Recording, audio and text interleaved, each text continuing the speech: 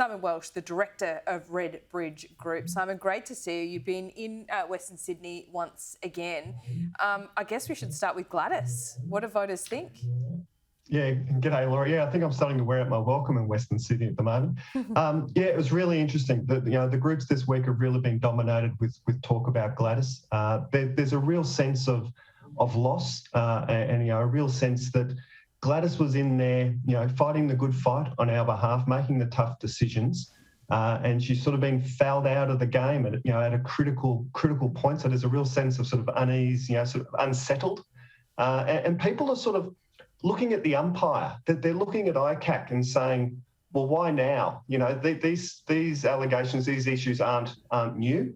And they've been around for 2 years. They'll be around in a few more months from now. Why now? So people are sort of putting aside. They're not saying there should have been no investigation. They're not saying she's innocent. All they're saying is, gee, it's the timing on this really kind of sucks.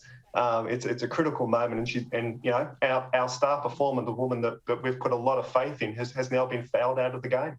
Yeah, indeed. What do they think of the new guy then? Yeah, it's really interesting. They're keeping a very close watching brief on the new guy, as you put it. There's a real sense that we are a long way from mission accomplished. I think the phrase that came out, I thought summed it up nicely, is that we're kind of at the end of the beginning in terms of our response and our management of this pandemic. We're a long way from mission accomplished. So what they're really looking for is someone to finish the mission.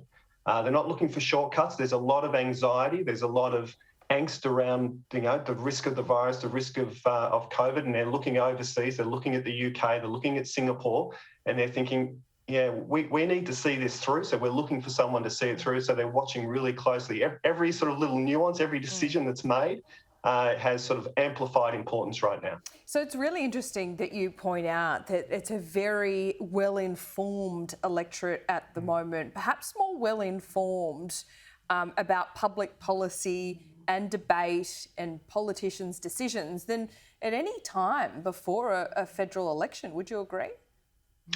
Absolutely. People are watching. They're studying it. They're not just sort of taking what they're seeing in terms of media like this. That they're certainly using media like this, but they're also going and looking and seeing what's happening overseas. I always tell the joke that I've done research in the lead up to in the middle of an election campaign, not far out from election day, and you'll ask people what they think of the Premier, and they'll say who.